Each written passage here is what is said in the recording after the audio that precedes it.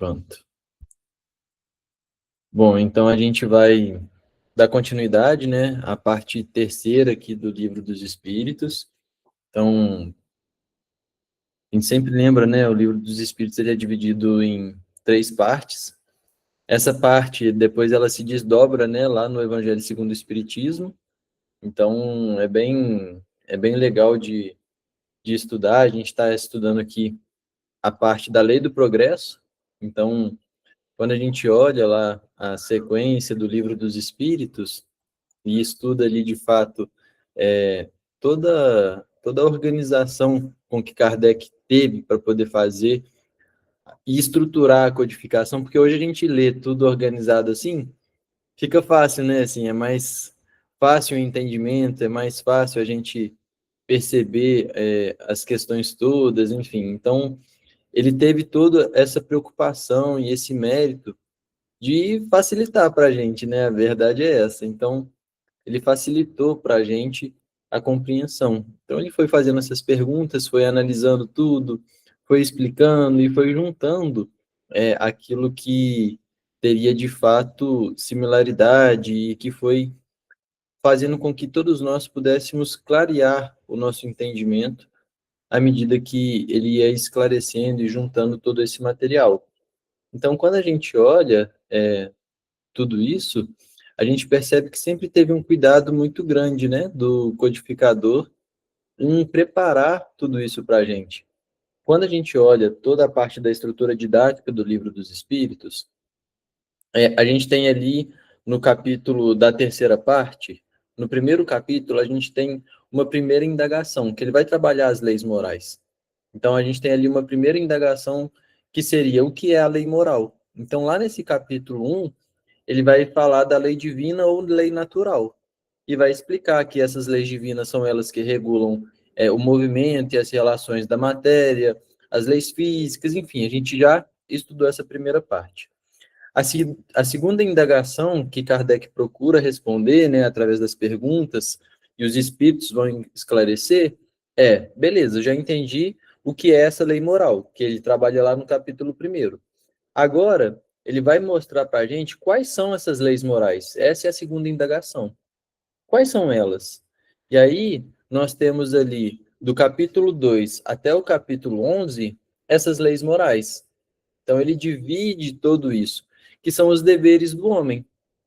Então, todos nós temos três deveres. Temos os deveres para com Deus, que é o nosso Pai, o nosso Criador.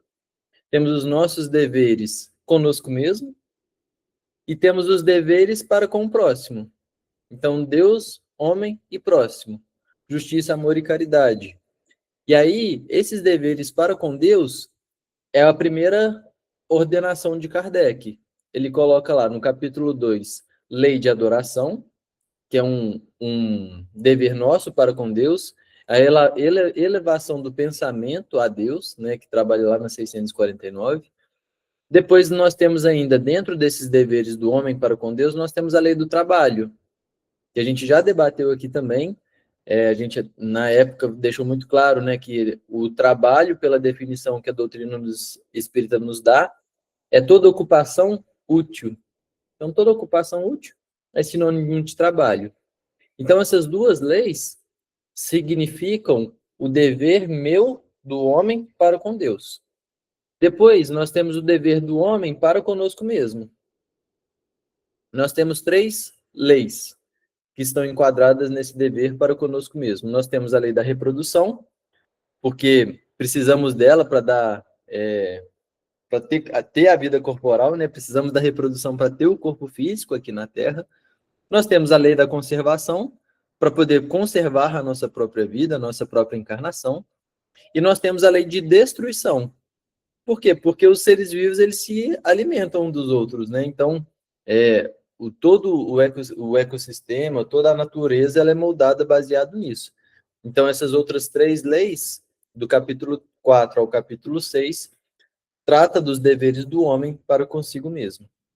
E, para finalizar, nós temos ali os deveres do homem para com o próximo, que é a parte que a gente está.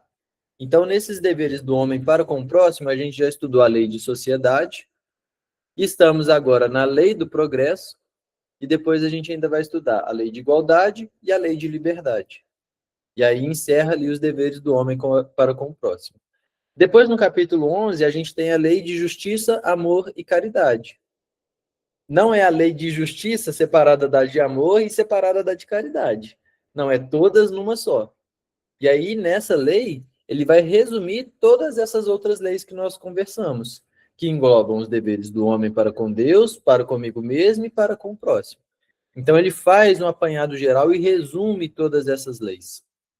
E aí, depois que eu já conheço todas as leis morais, o Kardec faz uma terceira indagação, que é: como que eu pratico isso tudo? E aí, para mim, vem a parte assim que eu gosto, né? Assim, aí é questão pessoal. É a parte mais bonita para mim do Livro dos Espíritos, que é o capítulo 12 dessa terceira parte, né? Que vai tratar ali das características do homem de bem. Então, esse capítulo ele vai, depois de examinar em profundidade as virtudes, os vícios, as paixões, o egoísmo, os caracteres do homem de bem. Ele vai apresentar o conhecimento de si mesmo como a grande chave do progresso, né? Então, é um dos capítulos que para mim é o mais belo, mas sem dúvida é um dos mais belos aí do que a gente tem, com certeza, porque é uma aula ali de filosofia, de moralidade, enfim, é belíssimo. Então, hoje a gente ainda está nos deveres do homem para com o próximo, lá na lei do progresso. Dentro da lei do progresso, eu vou compartilhar com vocês agora a minha tela. Aqui, ó, civilização. Hoje a gente vai conversar um pouquinho sobre a parte da civilização. Então, nós temos a continuidade do nosso estudo hoje, a partir da 790. Então, eles vão perguntar aqui, deixa eu só arrumar aqui para eu poder enxergar vocês também. Espera aí que deu erro aqui para mim. Pronto. 790. Kardec vai perguntar aqui: é um progresso a civilização ou, como entendem alguns filósofos, uma decadência da humanidade? Então, a questão principal indaga se a civilização ela é um progresso ou se é uma decadência da humanidade. E os espíritos respondem: progresso incompleto. O homem não passa subitamente da infância à madureza. Então, a civilização ela é reconhecida como um progresso natural e necessário.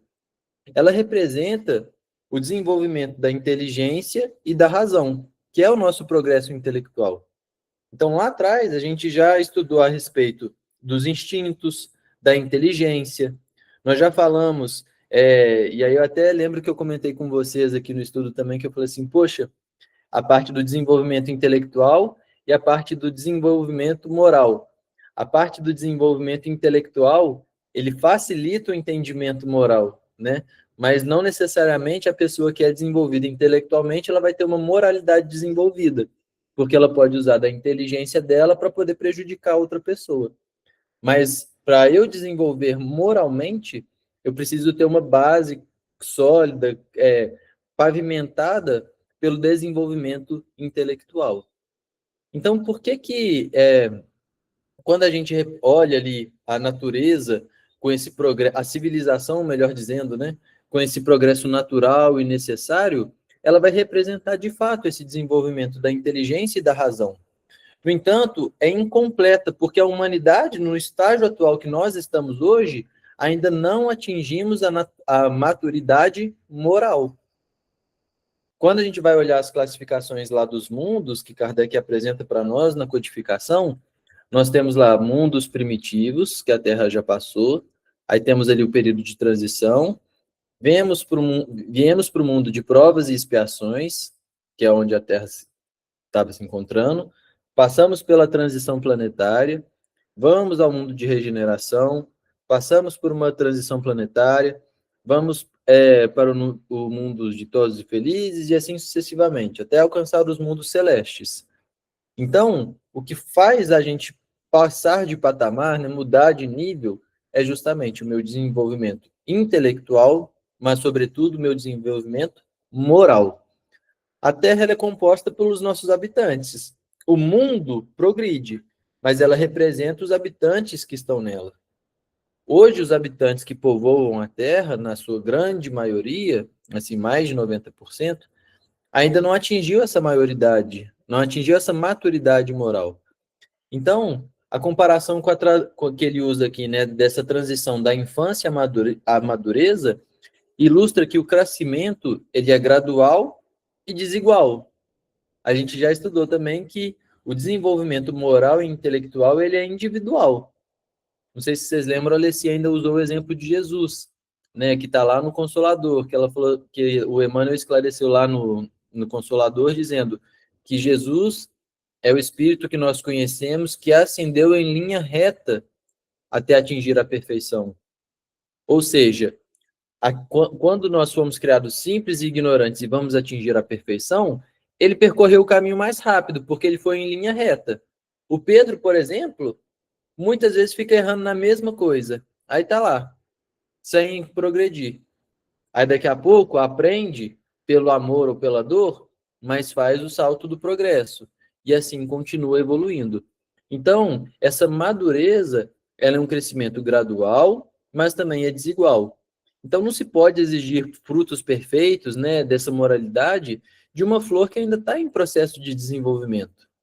Então, a civilização é, portanto, a primeira fase, a fase do esclarecimento. Então, ela vai nos dando ferramentas através da ciência, da técnica, para o progresso. Mas a sabedoria para usar essas técnicas, para usar essas ferramentas, que aí a gente já está falando do ponto de vista moral, ainda está sendo cultivada, ainda está sendo preparada para que a gente possa saber usar melhor dessas ferramentas todas que nós temos conhecimento e que nós estamos desenvolvendo também. Aí depois ele pergunta assim: será racional condenar-se à civilização? E os espíritos esclarecem: condenai antes os que dela abusam e não a obra de Deus. Então, a civilização, como instrumento de desenvolvimento, é uma obra de Deus. E o mecanismo providencial. Então, é a sociedade, a civilização, é o campo onde o homem consegue usar as suas faculdades. Então, por exemplo, eu preciso da civilização, eu preciso da sociedade para que eu possa desenvolver os meus atributos morais. Como é que eu vou ser caridoso se eu não convivo com ninguém? Como é que eu vou ser paciente se eu não tenho ninguém testando a minha paciência? Então, eu preciso da sociedade para desenvolver. Eu preciso da civilização para que o progresso possa existir. Eu estou, ao mesmo tempo, influenciando a civilização e sendo influenciado por ela. Agora, a responsabilidade humana, grande problema está no mau uso do livre-arbítrio. O homem ainda muito preso a esse egoísmo, a cobiça, ele acaba desviando os frutos da inteligência, desviando a ciência, desviando os recursos, muitas vezes para uma opressão, para uma guerra. E aí justiça começa a acontecer. Então, os males da civilização não são inerentes a ela, não é inerente à civilização. Os males da civilização são inerentes aos nossos vícios morais de quem dirige a civilização. Então, a lição final é um convite à nossa responsabilidade moral. Em vez de nós criticarmos a civilização, nós devemos concentrar na nossa transformação moral, na nossa reforma íntima, porque aí sim a civilização vai ser completa. Então, eu não posso criticar e condenar sei lá, um político porque ele desviou tantos milhões, porque ele foi corrupto, porque ele fez aquilo, sendo que no meu microcírculo de influência, eu estou aceitando fazer uma coisa errada. Eu estou desvirtuando uma coisinha. Por quê? Porque eu não consigo cobrar da sociedade, da civilização. É fácil apontar o dedo. Nossa, lá está desviando dinheiro público. Eu aqui no meu micro pedacinho faço em menor escala. Então, esses representantes, que muitas vezes nós falamos mal, são espelhos de nós mesmos. É isso que a gente precisa parar para pensar também, parar para refletir, né?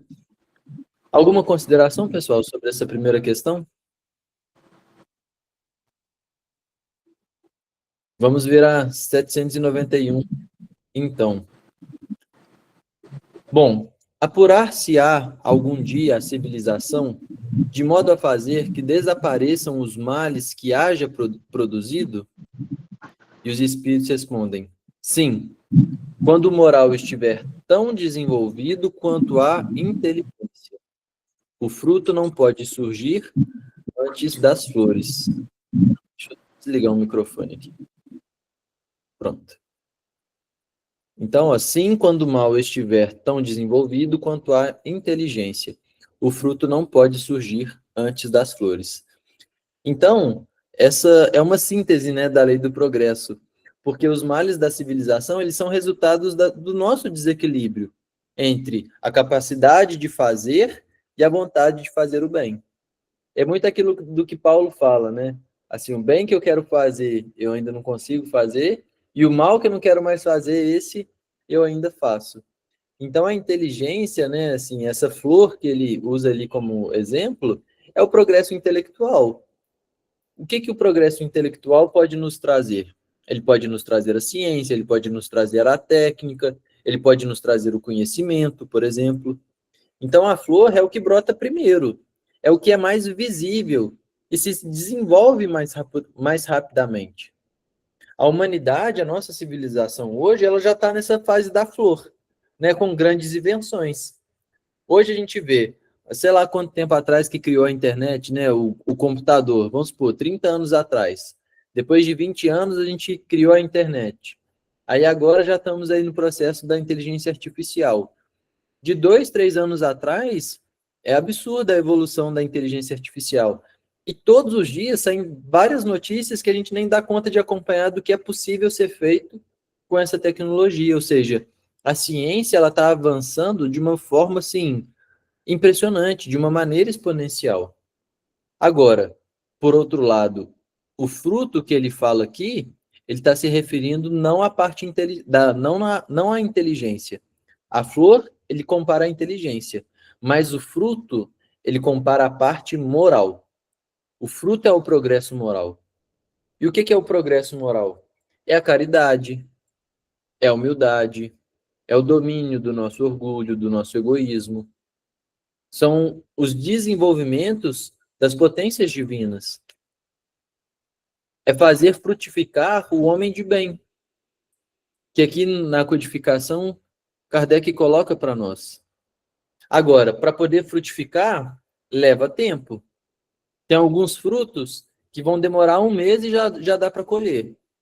Tem outros frutos que vão demorar 1 ano. Tem outros que vão demorar 3. Tem outros que vão demorar 5. Então, cada fruto tem a sua especificidade. Cada fruto tem o seu tempo de madureza e de colheita. Então, o fruto ele é algo que exige tempo. Também exige renúncia.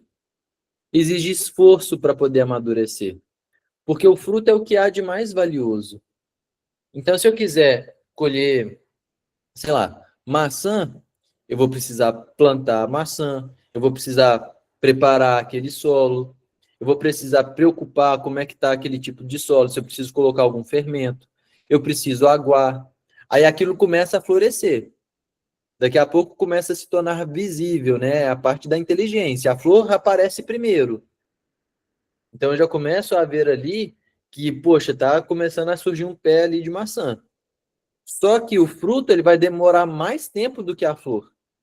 O fruto é a última coisa que eu vou colher, porque mesmo que o fruto apareça, ainda precisa o tempo necessário para ele amadurecer. E aí sim eu poder comer. Então, às vezes, no nosso desenvolvimento moral, a gente começa a dar algumas pistas desse fruto aparecendo. Às vezes a gente consegue fazer a caridade, às vezes a gente consegue engolir seco e não dar uma má resposta, às vezes a gente consegue domar o nosso egoísmo, mas não quer dizer que já vai ser 100%. Às vezes leva tempo também para isso amadurecer. Então, é isso que os espíritos querem dizer aqui, né? É necessário a paciência, é necessário o esforço. Então, essa resposta mostra que uma civilização perfeita é inútil enquanto o senso moral não for prioridade. A civilização é um progresso ainda incompleto. Então, o desaparecimento dos males será a prova de que a humanidade finalmente vive como irmãos, praticando aquilo que o Jesus nos ensinou. Até lá, os males eles vão persistir, como consequência dos nossos vícios morais. É aquilo que Kardec, na Revista Espírita, nos dá o exemplo de que, ele usa a seguinte analogia. Eu estou com uma carne aqui, em cima da minha mesa, e deixo ela lá. Daqui a pouco, as moscas vão começar a aparecer.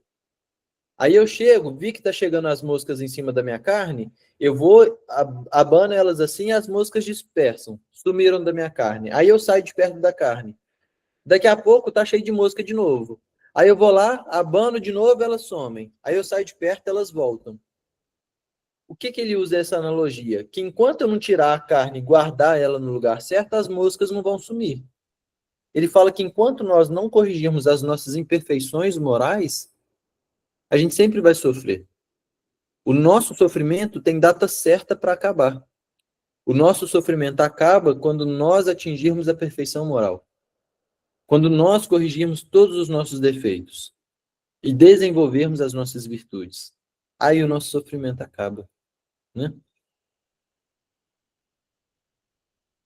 Alguma questão, pessoal? Deixa eu abaixar aqui. Nada? Tá todo mundo calado aí hoje? Então vamos. Aí, ó, Dona Hélida, coisa boa. Não é diretamente ligado, mas é uma dúvida que eu tenho sempre. Eu sempre tropeço nisso. Porque a gente escuta falar, a Terra vai evoluir, independente se o homem evoluir ou não.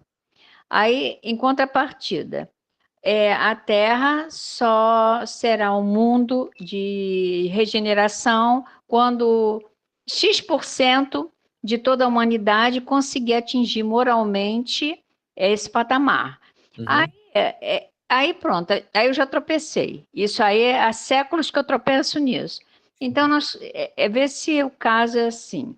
Geologicamente, vamos dizer, na estrutura da Terra, ela, independentemente, os mundos têm que se modificam, né? Tem aquele tempo deles. Então, é isso que eles dizem, independente do homem evoluir ou não, que a Terra, o mundo Terra, o planeta Terra, ele vai se modificar, independente da nossa parte moral. Eu não sei se me fiz explicar, mas sempre é bom escutar uma opinião assim diferente. Por Não, favor. fez, assim, eu acho que eu entendi. Se eu vou responder. Se não esclarecer, você pergunta de novo, Tá. tá? Mas olha só, a gente precisa definir alguns termos para facilitar o nosso entendimento. Uhum. Quando eu me refiro a planeta, eu estou me referindo à parte física da Terra. Uhum. Quando eu estou me referindo ao mundo, eu estou me referindo à condição dos mundos, igual eu falei, mundos primitivos, mundo de regeneração, mundos de provas e expiação, mundos ditosos e felizes, mundos celestes. Eu estou me referindo à parte da condição espiritual daquele planeta. E planeta, eu estou me referindo à parte física, geológica daquele planeta. Certo? Isso.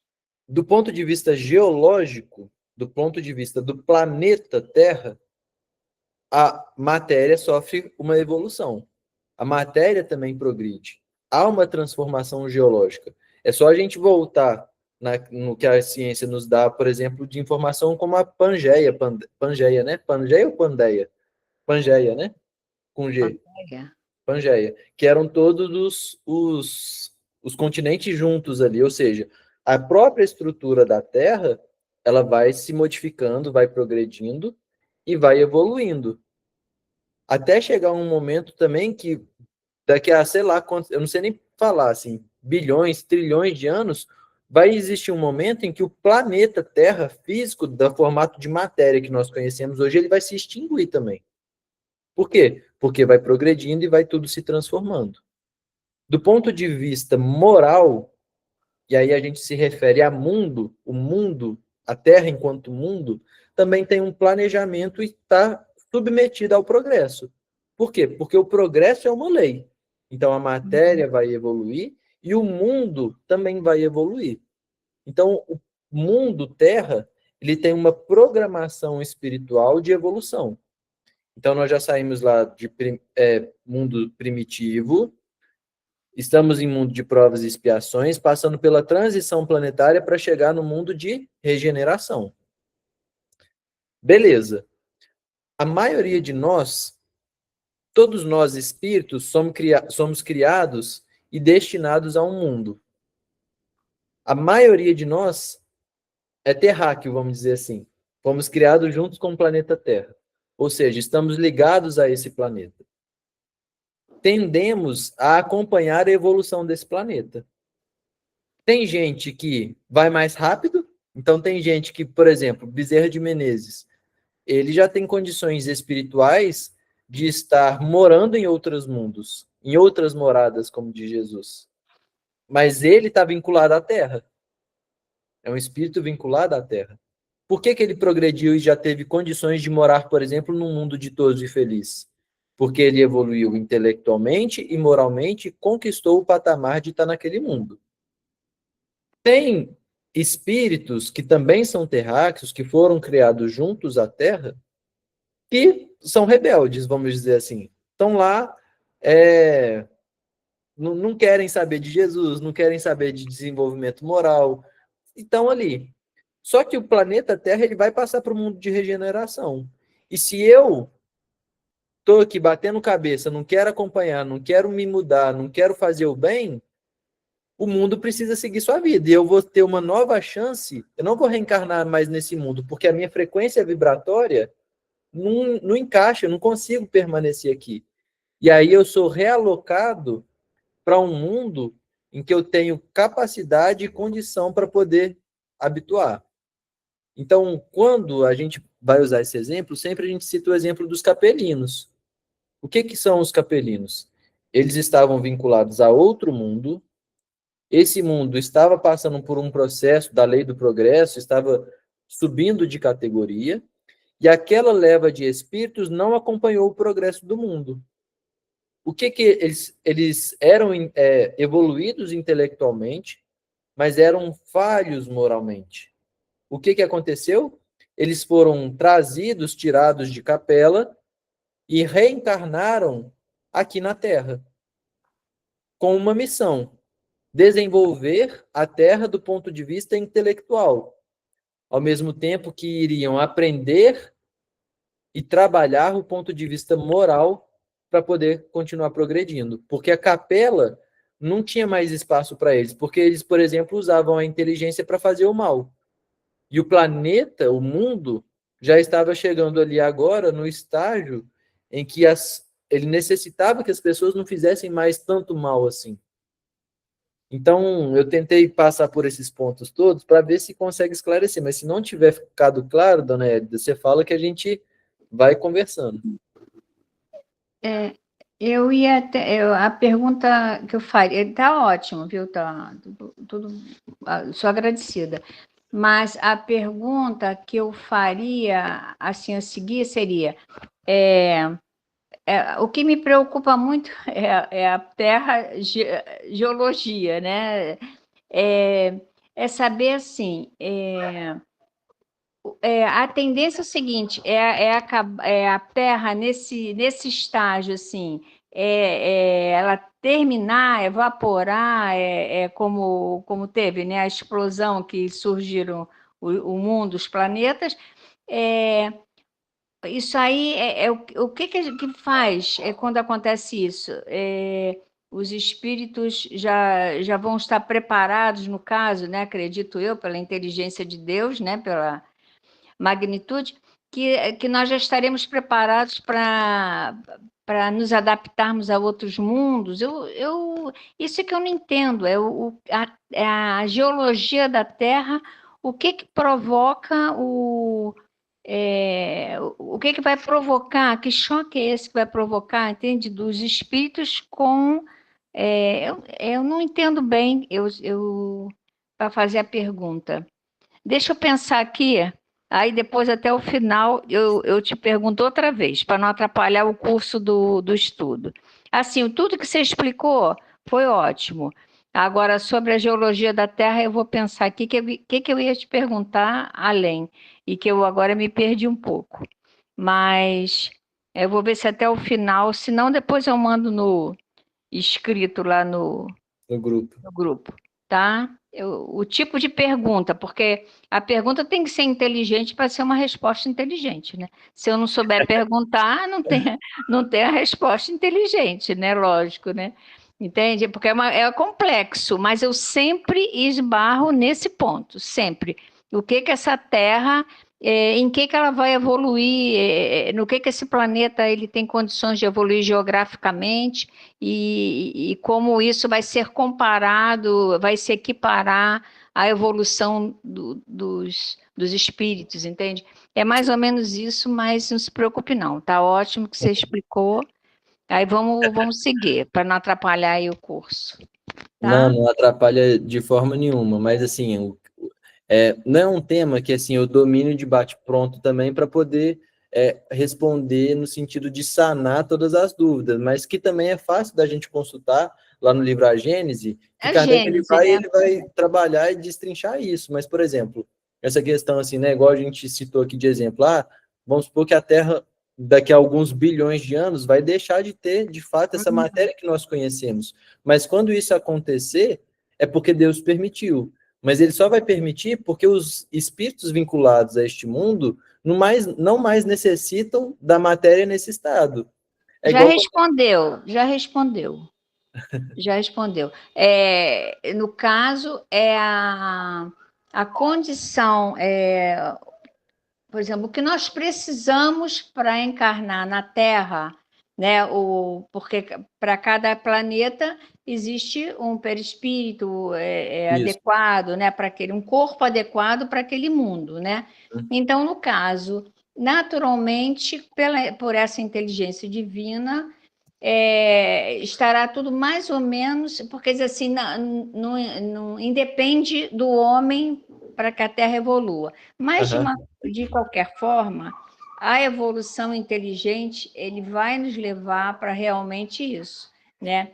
Termos corpos preparados Isso aí. para encarnar no espírito, num outro mundo diferente. Uhum. Já respondeu. É isso Já, aí. É tá? exatamente isso. Porque, por exemplo, quando a gente pega lá, igual a gente estava falando, a Terra como um mundo primitivo, o próprio corpo humano foi se adaptando e foi evoluindo também. Então, Uhum. nós tivemos lá o Homo habilis, o Homo erectus, o Homo neandertais, né? E agora estamos ali no Homo sapiens, que é o que a gente tem hoje. Daqui Aham. a pouco, quando o nosso progresso moral for maior, o nosso corpo humano precisa evoluir também. A matéria do corpo humano, ela também evolui para ser compatível à estrutura espiritual que vai passar para o nosso perispírito e que vai passar para o nosso corpo físico. Uhum. Então, o próprio corpo humano, a própria o tipo de encarnação que nós vamos ter, o corpo precisa se adaptar para isso. Porque, não sei, lá no início do livro dos Espíritos, quando a gente estava estudando, os Espíritos deixam claro que quando nós vamos reencarnar, porque imagina só, nós somos espírito e perispírito. Quando encarnamos, tomamos ali o corpo físico. Se eu vou encarnar na Terra, eu vou, através da minha condição espiritual, pegar os fluidos daquele planeta para vestir a minha roupa e me adaptar com o que o mundo consegue me adaptar, me dar de melhor.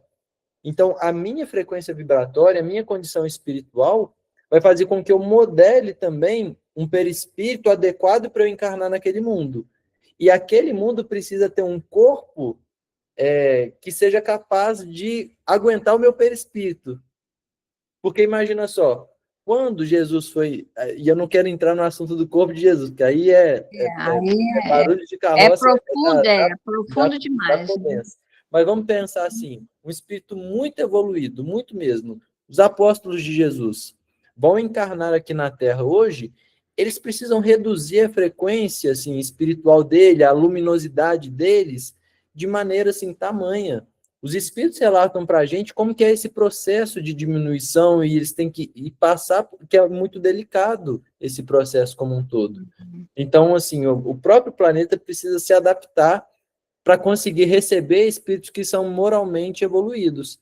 É por isso que, por exemplo, em Júpiter, que é um espírito adiantado em relação à Terra, a gente já não encontra esse tipo de corpo físico que existe aqui na Terra. Tem espíritos morando lá, espíritos com casa lá, mas já é um outro tipo de matéria. É uma matéria já mais rarefeita, não é tão pesada e grosseira como é aqui na Terra. Uhum. Então, é preparada para suportar a capacidade moral, intelectual e vibracional desses espíritos.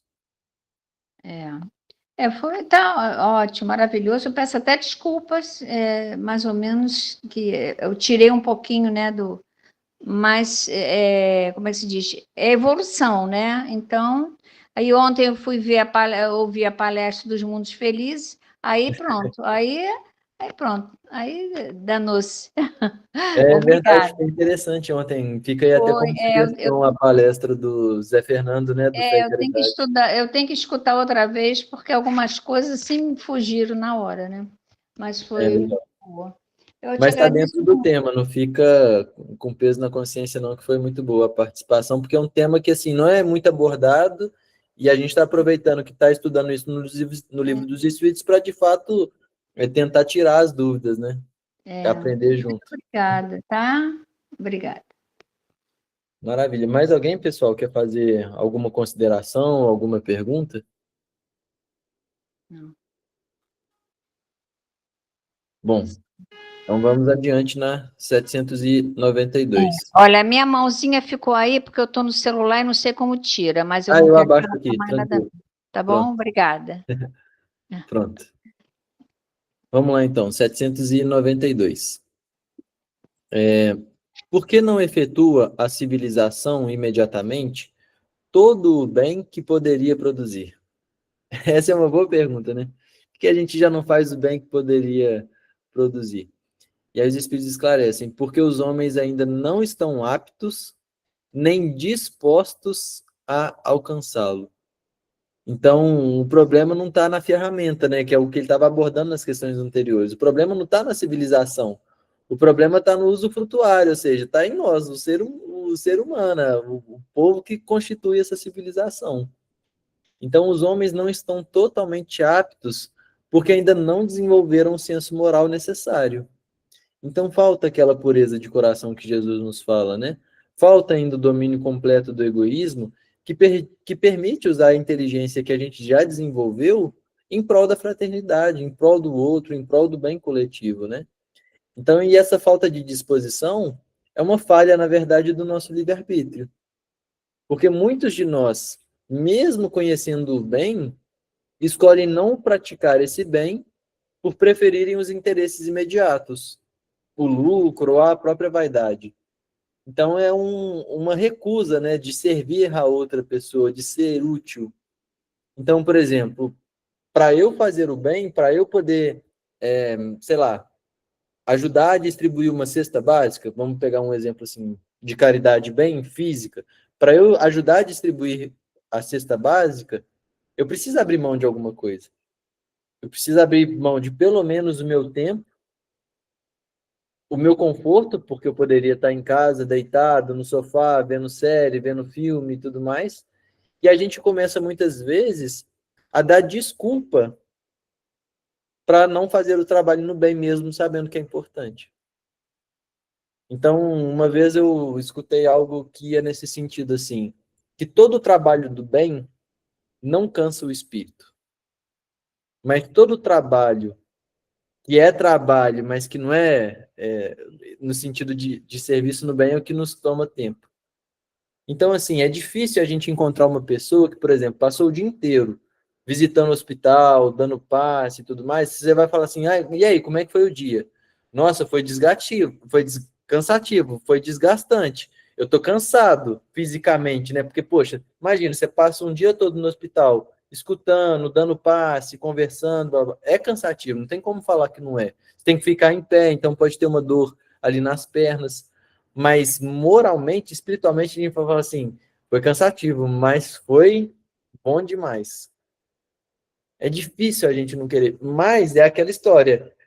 Quando eu tô em casa, para eu sair, fazer aquele movimento de ir e tudo mais, a gente fala assim, nossa, tem que ir hoje, porque aí uma vez ou outra a gente sempre vai, que é no dia que a gente está mais animadinho. Mas e o dia que a gente não quer ir e tem o compromisso de ir? Então, por exemplo, hoje eu tinha um compromisso de fazer o estudo aqui com vocês. Ainda mandei mensagem na selinha. Pode ser que eu atrase, que eu estou agarrado no trabalho. Mas não deu nem tempo de preparar o estudo. Eu nem sabia, para ser sincero, eu nem sabia quais questões eram. Estou lendo e comentando aqui agora com vocês. Então, para mim seria muito mais cômodo falar assim, Celinha, sei lá, não vou conseguir participar, você se vira aí e chegar em casa e ficar relaxado aqui. Seria. Mas aí impera a disciplina, impera a vontade. E assim a gente tem que fazer com todas as coisas. É fazer, não porque eu estou com vontade de fazer, é fazer porque eu entendo que isso é o melhor para mim e é o melhor para o outro. Aí sim a gente vai estar começando a produzir um mundo melhor. Aí sim a gente vai estar fazendo todo o bem que poderia fazer. Porque se a gente revisa a nossa consciência e faz um apanhado geral dos nossos dias para trás, a gente percebe que, assim, na grande maioria, a gente não faz nem 10% de todo o bem que a gente poderia ter feito. Porque é chegar e dar um bom dia, conversar com a pessoa, é olhar, fazer uma prece pelo outro. Se a gente contabilizasse todas as possibilidades de serviço no bem que a gente tem ao longo de um dia só, a gente não tica 10% dessa prática do bem. Então, falta essa aptidão moral e falta a disposição de fazer. Rita? O pessoal, eu acho que a gente só demora muito a evoluir por teimosia mesmo nossa, né? A hora que começa a dor a vir mesmo, incomodar a gente, aí a gente dá os pulos. Enquanto não está incomodando, a gente fica na zona de conforto. Fica ali, tá doendo pouco? Eu vou continuar doendo, eu vou continuar sofrendo. Mas está doendo pouco ainda, não está doendo o suficiente para a gente mudar a nossa conduta, a nossa maneira de ver, né, o nosso estado de elevação. E teimosia mesmo, né? Seria tão mais prático, né? Se na primeira queda a gente levantasse e falar, não vou errar mais, mas não, a gente quer, cai, machuca, mas acho que não doeu o suficiente ainda para a gente acordar e falar, não, a partir de agora eu não quero mais isso para mim. Com certeza, Rita. Assim, eu tinha falado com vocês, né, que o capítulo 12 dessa terceira parte é a minha parte preferida. E lá na 909, Kardec vai perguntar, né, poderia o homem, pelos seus esforços, vencer as suas más inclinações? E os espíritos deixam claro, sim, e frequentemente fazendo esforços muito insignificantes. O que lhe falta é a vontade. Ah, quão pouco dentre vós fazem esforços. Então, a gente que não faz esforço, assim, porque o nosso progresso são esforços insignificantes. É. A gente perde muito tempo com bobagem, com intriga, com energia de coisas que já ficaram para trás. Não, vamos focar no que de fato importa, é essa transformação moral, é desamarrar desses vícios. E é muito fácil a gente se equivocar, porque às vezes acontece uma situação que tira a gente do nosso eixo central e a gente fica remoendo aquilo ali, vai falando com as outras pessoas, vai falando, ao invés de simplesmente mudar. Então, são poucos esforços que a gente precisa fazer para, de fato, progredir, né? Alcançar essa condição moral mais avançada. É verdade. É igual aquela historinha, né, que muitos oradores já contaram, né? Uma metáfora, na verdade, né? Do cachorro que estava lá deitado chorando, chorando, chorando. Aí perguntaram, né, para o dono lá do ambiente, né, do local, por que o cachorro estava chorando tanto. Ah, porque ele está deitado em cima de uma tábua com prego. Mas por que ele não levanta dali? Ah, porque não está doendo o suficiente. Está doendo, mas não está doendo o suficiente para ele tomar a decisão de levantar. E é por aí, é igual nós, né? Ainda não É está isso doendo aí. o suficiente para a gente dar os nossos pulos. Com certeza. É aquilo, né? Ou vai pelo amor ou vai pela dor. Só que a gente gosta de doer bastante, né? Gosta do prego, assim, fincado até o talo. Bom, na 792A, Kardec, ainda dentro dessa pergunta, né, ele elabora outra. Ele pergunta assim: não será também porque, criando novas necessidades, suscita paixões novas? Porque, assim, lá na 715, 16, por ali, Kardec ele vai falar sobre o necessário e sobre o supérfluo, né? Porque na 922, ele vai estudar sobre a felicidade. E aí Kardec fala que para a gente atingir uma felicidade que seja comum a todos nós, são 3 itens. Do ponto de vista material, é a posse do necessário. Do ponto de vista moral, é a consciência tranquila e a fé no futuro. Aí a gente entende o seguinte, tá bom, então vamos olhar a parte material. É a posse do necessário. A gente sabe o que é necessário para a gente? Se eu falar assim, dona Elida, o que é necessário para a senhora viver? Ela vai me dar uma resposta. Se eu falar com a Celinha, ela vai me dar outra. Se eu falar com a Rita, ela vai falar outra. E aí Kardec pergunta por que os homens ainda não será também porque, criando novas necessidades, suscita paixões novas? Hoje, em 2025, eu necessito ter, por exemplo, um chat GPT da vida para me ajudar nas questões do trabalho. Eu estou criando uma nova necessidade. Se alguém falar assim, ó, vamos tirar o chat GPT, nossa, meu trabalho já vai diminuir muito. Mas há 3 anos atrás eu não tinha essa necessidade, olha que coisa. Estou dando um exemplo, assim, trivial de necessidades que a gente vai criando, assim, que são até banais. E aí Kardec pergunta nesse sentido. Então, toda hora a gente está suscitando paixões novas, e eles respondem, e ainda porque não progridem simultaneamente todas as faculdades do espírito. Tempo é preciso para tudo. De uma civilização incompleta, não podeis esperar frutos perfeitos. Então é preciso tempo para tudo. Progresso material, ele vai sim gerar um conforto, ele vai gerar um luxo, ele vai gerar uma tecnologia. E isso, por sua vez, vai criar novas necessidades, que são sim artificiais, e vai sim suscitar novas paixões no homem, como a cobiça, a inveja, uma ambição desmedida. Então vai criar isso tudo. E aí o homem usa a sua inteligência para maximizar o prazer e o poder em detrimento da caridade, por exemplo. Só que o cerne do problema é esse desequilíbrio entre as faculdades. Então, o progresso intelectual ele avança mais rápido que o progresso moral. E então a civilização ela é, portanto, incompleta, porque não dá para esperar frutos perfeitos enquanto o moral, ou seja, enquanto o fruto, que foi aquela analogia lá atrás, não estiver tão desenvolvido enquanto a inteligência. Então, os males gerados por essa civilização incompleta são, paradoxalmente, o próprio remédio para o mal. O sofrimento, as tribulações criadas pelo nosso egoísmo forçam o homem a buscar o equilíbrio e a lei de amor. Então, a chave para a civilização completa, ela não está mais em tecnologia, em mais novidade do mundo tecnológico, e nada disso. A chave está no desenvolvimento moral do indivíduo, né, Celinha?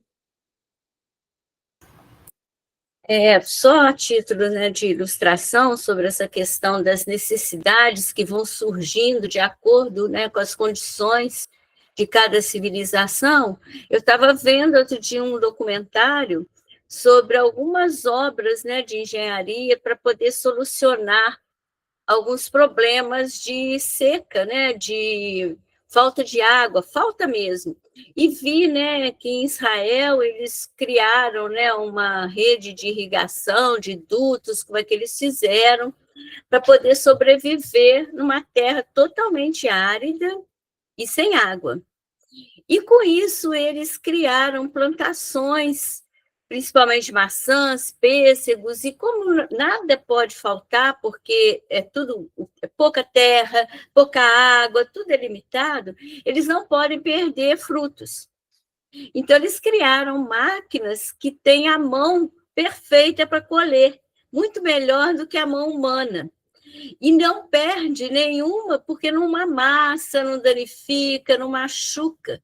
Fica certinho, cada pêssego, cada maçã, para poder não perder nenhuma. E essa máquina já vai jogando também, vai colhendo e já vai jogando a quantidade de água necessária ao chat GPT da máquina, que a planta precisa para não ser nem muito, nem pouco.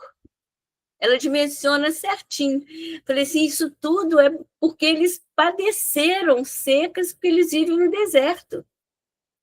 Sim. Então, são as dificuldades que levam a avanços. Aí eu estou falando lá do material, né?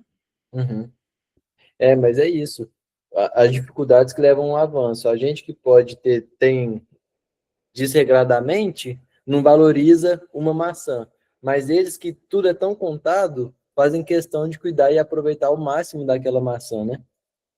Ainda dentro dessa parte da necessidade também que você falou, me fez lembrar, porque eu estou lendo alguns livros sobre a época do Império aqui no Brasil. E aí hoje, no livro que eu estava lendo, estava contando sobre quando a família real saiu lá de Portugal e veio aqui para o Brasil, né? Nas naus portuguesas e tudo mais, foram escoltados ali pela Marinha Britânica. E aí estava narrando como que eram os navios que a família portuguesa demorou, né? E veio para cá com 2 meses. E eles falavam, assim, o autor estava narrando como que foi difícil, obviamente, a travessia, né? Era tolerável pela Marinha Britânica, que era a maior e melhor marinha do mundo naquela época, era tolerado uma morte a cada 30 tripulantes. Estava assim, era um ótimo número isso.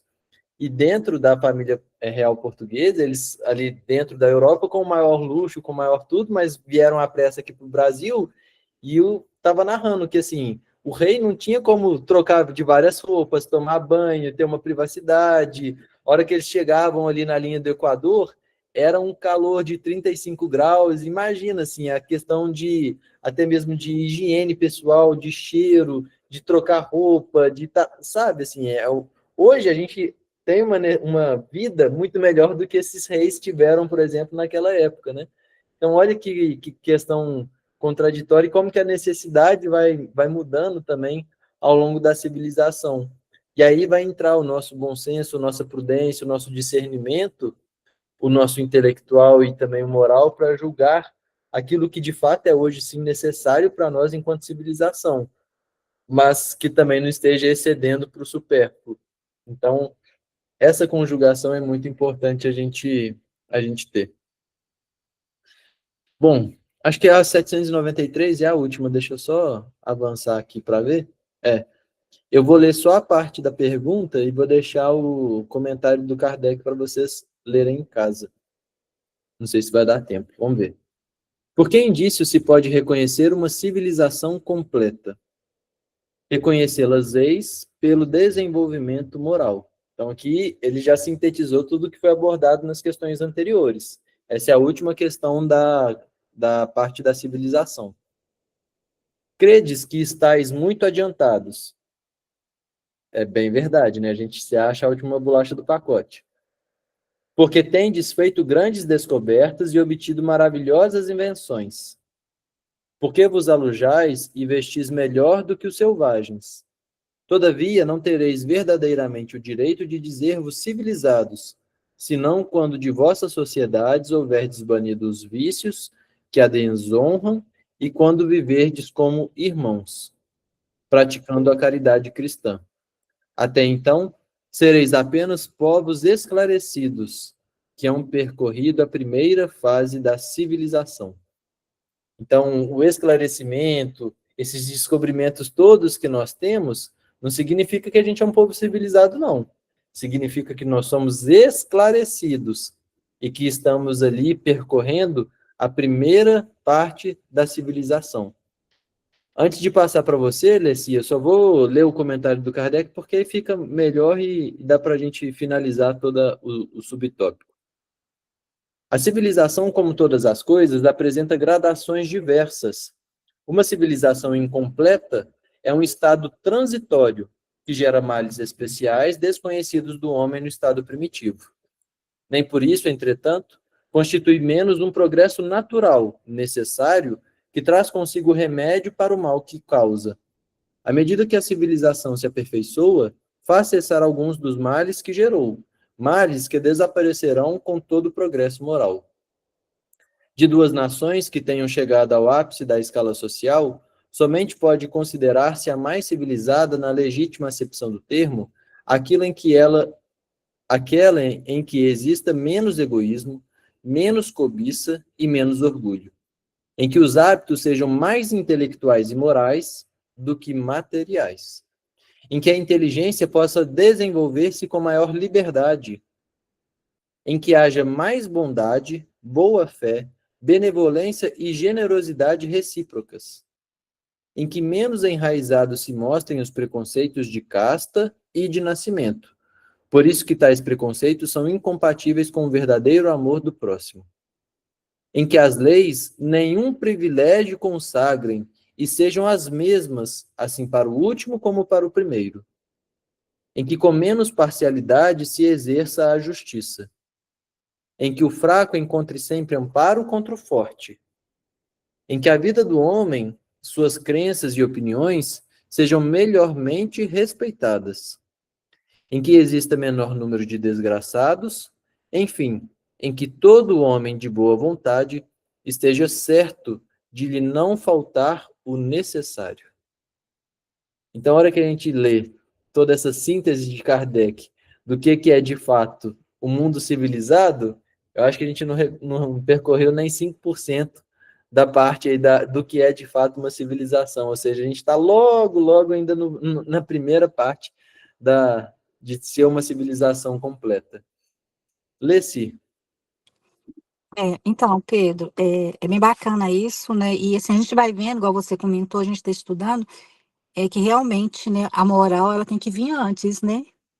Lógico que é interessante que as duas andassem juntas, né? Tanto o intelecto quanto a moral. Mas pelo que Kardec falou aí, né? Quando a inteligência ela não bem direcionada, né, acontece ao contrário, né? Então, a humildade tem que vir sempre na frente do ser humano. E eu vou ler uma questãozinha aqui, só para fechar o estudo, eu acho que cai bastante, é rapidinho, é lá do Consolador, né, dentro de que Kardec falou sobre o homem, da inteligência e da moral. Kardec, na questão 207, ele fala assim, a decadência intelectual pode prejudicar o desequilíbrio do mundo? Aí Emmanuel responde, né, através dos Espíritos, fala assim, sem dúvida. E é por essa razão que observamos na paisagem política social da Terra as aberrações, os absurdos teóricos, os extremismos, operando a invenção de todos os valores. Excessivamente preocupados com as suas extravagâncias, os missionários da inteligência trocaram o seu labor junto ao espírito por um lugar de domínio como os sacerdotes religiosos que permutaram a luz da fé pelas prebendas tangíveis da situação econômica. Semelhante situação operou naturalmente o mais alto desequilíbrio no organismo social do planeta. E com prova real desse acerto, devemos recordar que a guerra de 1914 e 1918 custou aos povos mais intelectualizados do mundo mais de 100 mil bilhões de francos, salientando-se que com menos da centésima parte dessa importância, poderiam essas nações haver expulsado o fantasma da sífilis do cenário da Terra. Então, acho que fecha, né? Sei. Sem dúvida, boa colocação.